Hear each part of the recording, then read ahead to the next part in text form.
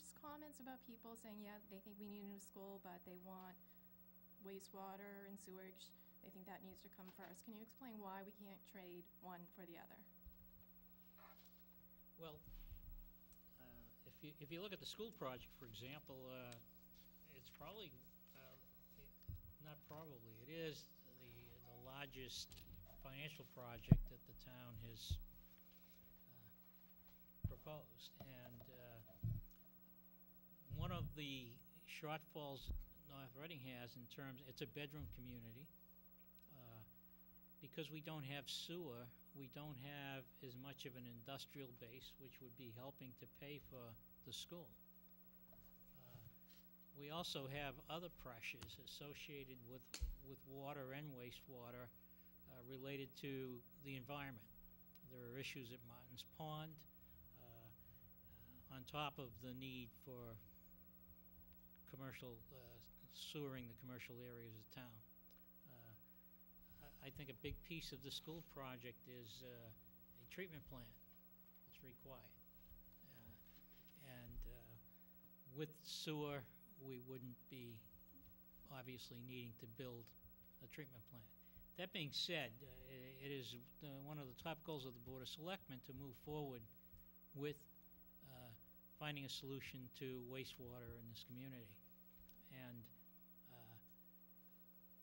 a couple things to think about in terms of how that is going to come to be. I mean, we're already in discussions with various communities that might be able to provide service. We've spent money on a study to keep our wastewater in town through building a treatment plant.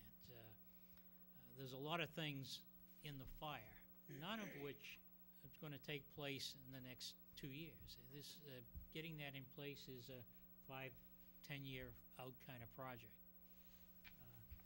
And we have to stay on that path regardless of whether the school goes forward or not.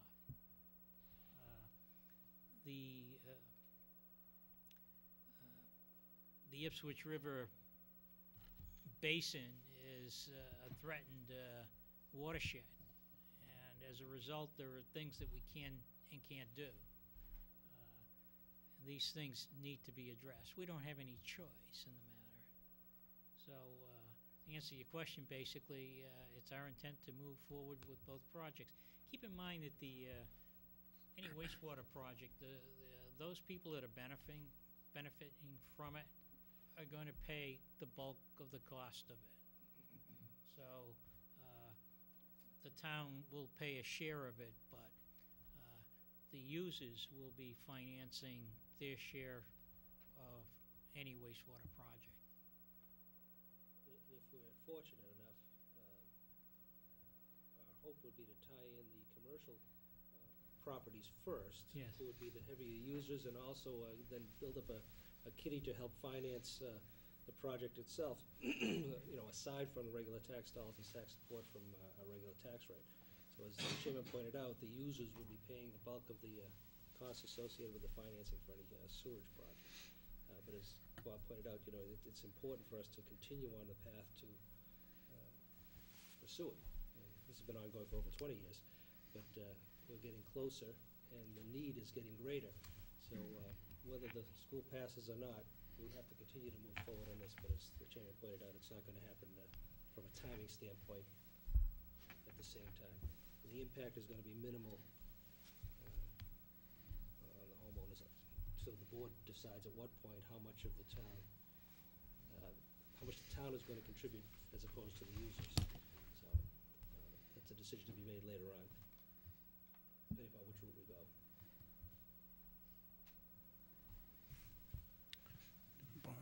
Sean, and then I'd like Sean, to say you want to comment? I don't know if everyone's fully aware of how this project is going to be phased.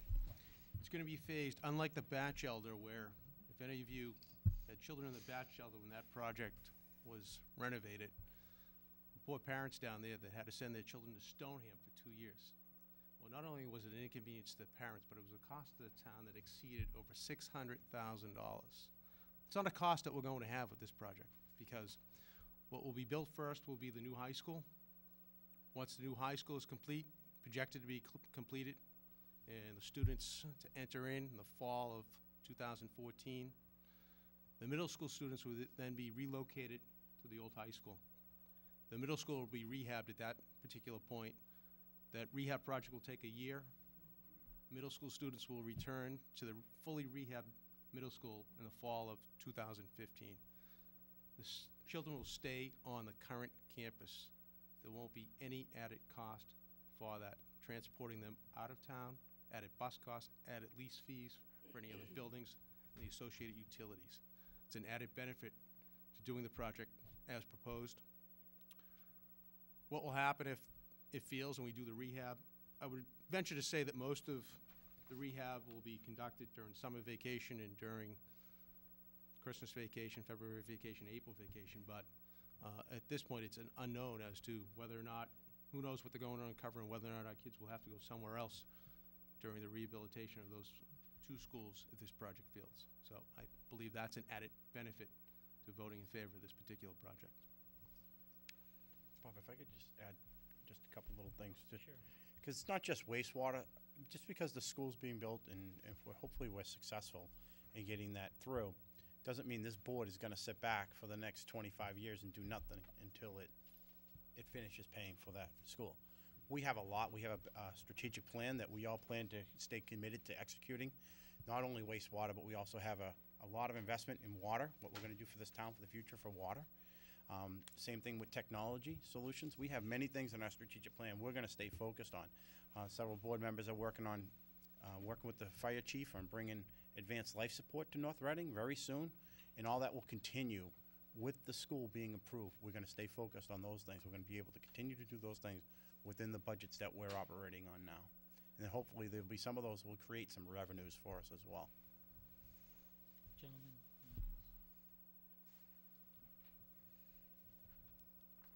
Bob Atkinson, 82 Elm Street, and I guess my concern is service life of the new building and compared with the service life of the existing buildings. As a young boy, I lived in Beverly, and they built a new high school in 1965, which many of you know has just recently been torn down and completely rebuilt. And yet that building lasted less than 50 years.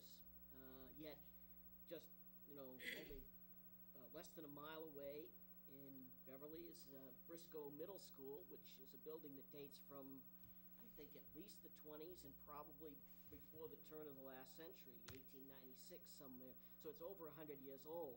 And it was the original Beverly High School before the current structures, the newer structures, were built in 1965 and most recently in 2008, I believe. So I guess I'm wondering, since we only got 50 years out of this building, how long can we expect what's the estimated service life of the new building? And I sense a general trend that maybe it's me, but I don't think they're building them as well as they used to, because if we're getting 100 years plus out of buildings built in 1890 something, and now we're only getting 50 years out of a building that's built in 1950 something, what is the projected life and how, essentially, what are we going to amortize that cost over? We're going to pay for 25 years, but then we're going to depreciate it after that, and when can we expect to go through this process again? Hopefully not before I'm dead, but and maybe some of the other folks here are hoping it'll last as long as before their kids pass. But there's a couple, there's a couple of reasons for replacing these schools that go above and beyond the fact that the facility's worn out. I mean, you could use the middle school as an example. Structurally, the building is in pretty good shape. Right? It's a big part of it is and the high school is a little different. It was built back when the concept was to spread everything across the lot, where there was a door to the outside for every classroom, and the walls were paper thin.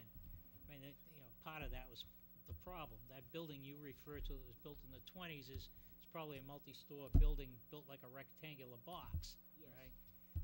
There's a difference. So this building is headed back more in that direction, the new facility. But I think you have to take into mind the fact that technology over the past 20 years has changed the whole concept of how we educate our children and how they're going to come out of school and be able to compete in this modern world of ours. So part of the problem with the facilities that we have are related to the size of the classrooms, the kinds of facilities that exist in those rooms and things like that. So that's another big aspect of why we have to replace these buildings. Now you say, well, is it going to last 50 years? That's a real good question. I think structurally they'll be here in 50 years. Will they meet the educational requirements 50 years from now? I don't think anyone here can answer the question. Yeah, I get But it it. is a good question that you Yeah. bring up. Let me follow up a little bit. As an engineer, and I am an electrical engineer, I've seen the technology changes, and over the course of my career, and a lot of my classmates in college, then let's address the question: what's being done to design for maintainability, design for future adaptability? That's a big thing in engineering right now: designing for maintainability, designing for reuse or recycling, end of life. What types of steps are being taken to make sure that the building doesn't become obsolete functionally in 25? We're going to be paying for it for 25 years. Hopefully, we'll get a lot more than 25 years of use out of it. What steps are being taken in the design to make sure that we can do upgrades over time that won't cause us to revisit this issue in another 25 years? I could take a Go ahead, Mike. look at that. We've had several information hearings at the high school, and two of the informational hearings, the discussion about alternative energies, how do we bring in green energy into these buildings? Well, as you know as an engineer, that technology still hasn't quite gotten there yet to be affordable. Right. So we're not going to be integrating that into this building. We're not going to be bringing in solar, we're not going to be bringing in wind, we're not going to be bringing in thermal. Right. But the idea is still part of the planning. So the building will have the infrastructure someday. It's going to be inside the building, out to the ceilings, out through the ceilings and up into the roof. It'll all be there. So as this technology goes through, and over the next 25 and 30 and 50 years, as that technology becomes more affordable, and we can afford to integrate that into the school, it should be a plug and play. I mean, we won't have the wiring in, but we'll have the infrastructure in.